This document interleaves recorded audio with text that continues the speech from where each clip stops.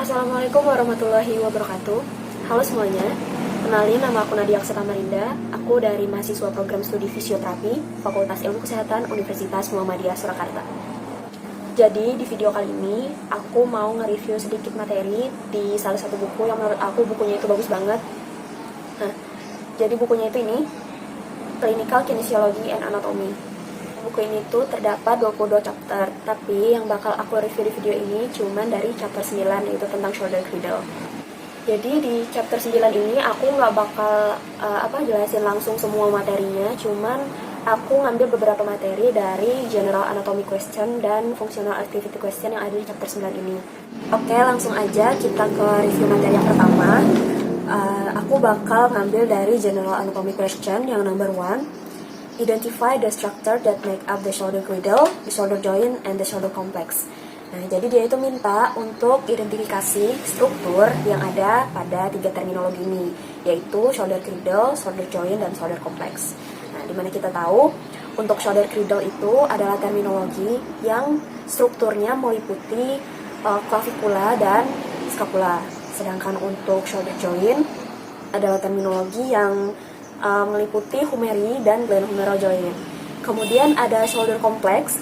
Nah, shoulder complex ini adalah terminologi yang dimana dia membicarakan tentang struktur yang terdapat pada shoulder girdle dan shoulder joint. Jadi ada pergerakan antara struktur dari shoulder girdle dan struktur dari shoulder joint. Oke, kita lanjut ke yang nomor 2. Di sini aku ngambil lagi dari general anatomy question.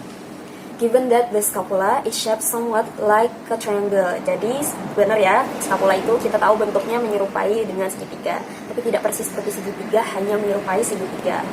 Nah, di sini ada 2 pertanyaan ya, ada A dan B. Yang A, what landmark is commonly used to determine the direction that scapula is rotating? Nah, jadi katanya landmark apa yang biasa digunakan untuk mengetahui seberapa besar rotasi ketika scapula itu mengalami rotasi. Jadi landmark yang biasa dijadikan patokan untuk mengetahui seberapa besar rotasi. Mohon maaf, saya ulangi. Jadi landmark yang biasa digunakan untuk mengetahui patokan seberapa besar rotasi yang digerakkan pada scapula itu adalah inferior angle. Lanjut yang B. What direction is the landmark moving if the scapula is rotating upwardly? Nah, jadi ketika gerakan upward rotation, inferior angle-nya ini bergerak secara up rotate. Jadi tidak hanya up saja, tetapi dia juga bergerak rotate. Jadi naik kemudian sambil memutar gitu. Nah, untuk pembahasan selanjutnya, saya ambil dari general anatomy question yang number 5. What is scapulohumeral rhythm? Nah, jadi yang disebut scapulohumeral rhythm itu adalah sebuah konsep di mana konsep ini membicarakan tentang pergerakan antara shoulder joint dan shoulder girdle. Di sini aku ambil lagi dari general anatomy question number 6. How is shoulder joint motion affected by absence of scapulohumeral rhythm?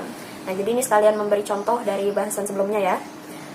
Bagaimana efek dari shoulder joint terhadap scapulohumeral rhythm?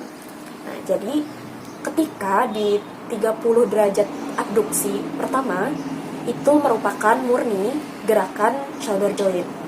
Nah, tetapi apabila abduksinya ditambah setiap 2 derajat, maka pergerakan shoulder joint diikuti dengan pergerakan shoulder girdle. Nah, pergerakan shoulder girdle ini setiap penambahan abduksi 2 derajat pada shoulder joint, maka terlibatlah pergerakan shoulder girdle sebesar 1 derajat rotasi. Oke, beralih ke pembahasan selanjutnya. Di sini saya akan membahas dari functional activity question, yang mana di soal ini adalah mengidentifikasi pergerakan shoulder girdle motion yang terjadi ketika kita melakukan sebuah aktivitas. Nah, di soal nomor 1 pada functional activity question ini, closing a window by pulling down. Jadi pergerakannya ini menutup jendela dengan cara menarik ya. Di situ tertulis shoulder extension, berarti pergerakan shoulder girdle apa yang terjadi ketika shoulder joint-nya mengalami shoulder extension. Nah, di sini kita tahu untuk shoulder extension dan itu arahnya ke bawah, maka pergerakan yang terjadi di shoulder girdle-nya ialah downward rotation dan retraksi.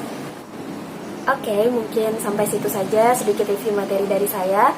Semoga bermanfaat dan wassalamualaikum warahmatullahi wabarakatuh.